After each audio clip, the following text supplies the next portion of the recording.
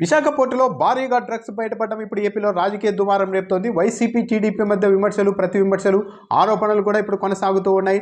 ఈ డ్రగ్స్ను దిగుమతి చేసుకున్న కంపెనీ వైసీపీతో సంబంధం ఉందని టీడీపీ అంటుంటే, లేదు ఇదిగో పక్కా ఆధారాలు వీళ్ళంతా టీడీపీ వాళ్ళే అని వైఎస్ఆర్ కాంగ్రెస్ పార్టీ ఏకంగా ఫోటోల్ని కూడా బయటపెడుతోంది. ఈనాడు, ఆంధ్రజ్యోతి పత్రికలు ఈ అంశాన్ని వైసీపీకి అంటగట్టే ప్రయత్నం చేశాయి. కానీ అసలు విషయం ఆ తర్వాత బయటకు వచ్చింది. చంద్రబాబు నాయుడు, పవన్ కళ్యాణ్ కూడా ఈ అంశాన్ని ఏపీ ప్రభుత్వానికి అంటగట్టేలా ప్రయత్నం చేసినప్పటికీ వైసీపీ పక్క ఆధారాలని బయట పెట్టడంతో ఈ వ్యవహారంలో తెలుగుదేశం పార్టీ లింకులు ఉన్నాయా అన్న అభిప్రాయం వ్యక్తమవుతూ ఉంది. విశాఖ పోర్టుకు దాదాపు లక్షల కోట్ల విలువైన డ్రగ్స్ వస్తూ ఉన్నాయి అంటూ ఈ నెల 16న వచ్చిన ఈ కంటైనర్కు సంబంధించిన సమాచారాన్ని ఇంటర్పోల్ అధికారులు ఢిల్లీలోని సిబిఐ అధికారులకు ఈ నెల 18న మెయిల్ చేశారు. ఫలానా కంటైనర్, ఆ కంటైనర్ నెంబర్ని కూడా ఇచ్చారు, వెళ్ళి తనిఖీ చేయండి, భారీగా డ్రగ్స్ ఉన్నాయని చెప్పారు. దాంతో వెంటనే ఢిల్లీలోని సిబిఐ అధికారులు రంగంలోనికి దిగారు. ఈ కంటైనర్, డ్రగ్స్ ఉన్న కంటైనర్ బ్రెజిల్ నుంచి వచ్చింది. డ్రై ఈస్ట్ ముసుగులో ఈ డ్రగ్స్ని ఇక్కడికి తీసుకొని వచ్చారు. ఈ నెల 16వ తేదీనే ఇది విశాఖ పోర్టుకు చేరింది ఈ కంటైనర్. ఆ తర్వాత సిబిఐ అధికారులు ఈ నెల 19న ఇక్కడికి చేరుకొని తనిఖీలు నిర్వహించారు. కంపెనీ ప్రతినిధుల సమక్షంలోనే తనిఖీలు నిర్వహించారు. దాంతో భారీగా డ్రగ్స్ బయటపడ్డాయి.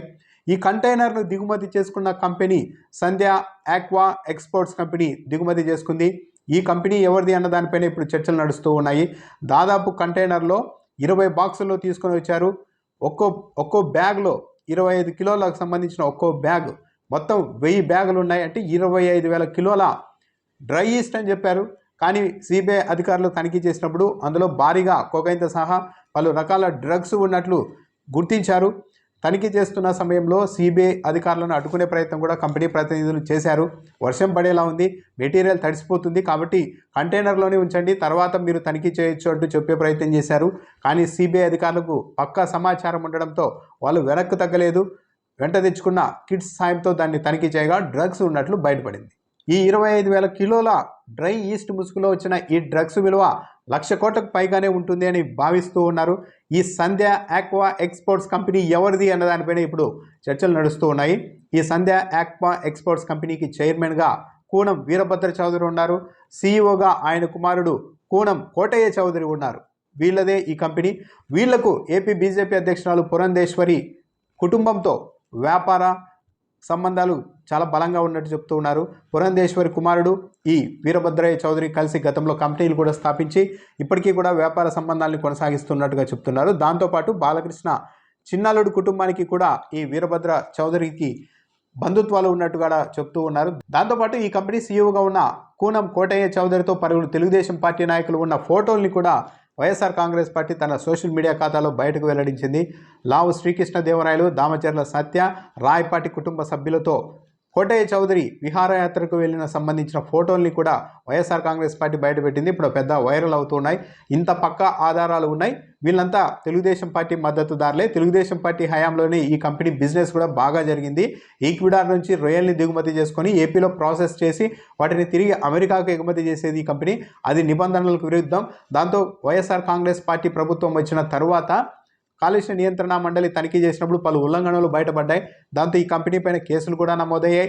ఈ కంపెనీ చైర్మన్ వీరభద్రయ్య చౌదరి గతంలో అమెరికాలో విమాన ప్రయాణం సమయంలో ఒక మహిళ పట్ల అనుచితంగా వ్యవహరించిన కేసు కూడా ఈయనపైన నమోదైందని చెప్తూ ఉన్నారు. ఆ సమయంలో FBI పోలీసులు అరెస్టు చేయగా అక్కడ ఉన్న తానా ప్రతినిధుల సాయంతో ఆ కేసు నుండి ఈయన బయటపడ్డట్టుగా కూడా వైఎస్ఆర్ కాంగ్రెస్ పార్టీ చెబుతూ ఉంది. అయితే ఈ కంపెనీ ప్రతినిధులు మాత్రం ఈ డ్రగ్స్తో తమకు ఎలాంటి సంబంధం లేదు, రొయ్యల కోసమే మేము కేవలం డ్రై ఈస్ట్ని మాత్రమే బ్రెజిల్ నుండి దిగుమతి చేసుకుంటూ ఉన్నాం. ఈ రావాల్సిన షిప్ కూడా చాలా ఆలస్యంగా వచ్చింది. ఈ కంటైనర్ మధ్యలో ఏం జరిగిందో మాకు తెలియదు. ఈ డ్రగ్స్ గురించి అయితే మాకు సంబంధం లేదు. కేవలం డ్రై ఈస్ట్ని మాత్రమే తాము దిగుమతి చేసుకోవాలనుకున్నాం. అది కూడా ఇలాంటి ఆర్డర్ తాము మొదటిసారే పెట్టామని కంపెనీ ప్రతినిధులు చెప్తున్నారు. సిబిఐ మాత్రం డ్రై ఈస్ట్ అన్నది ఇప్పుడే కాదు, ఈ కంపెనీ గతంలో కూడా చాలాసార్లు ఇలా దిగుమతి చేసుకుంది అని సిబిఐ చెప్తోంది. ఈ నేపథ్యంలో గతంలో కూడా ఇదే తరహాలో డ్రగ్స్ని దిగుమతి చేశారా, ఆ మెటీరియల్ని ఎక్కడికి పంపించారు ఏంటి అన్నదానిపైన కూడా సిబిఐ ఆరాధిస్తోంది. ఈ వ్యవహారం బయటపడిన తర్వాత సిబిఐ అధికారులు ఈ సంధ్య ఆక్వా ఎక్స్పోర్ట్స్ కంపెనీ కార్యాలయంలో తనిఖీలు కూడా నిర్వహించారు. చాలా లోతైన మూలాలే ఈ కేసులో ఉన్నట్టుగా కూడా సిబిఐ భావిస్తోంది. ఆ దిశగా ఆ మూలాలన్నింటినీ కనిపెట్టే దిశగానే ఇప్పుడు సిబిఐ తన దర్యాప్తును కొనసాగిస్తోంది.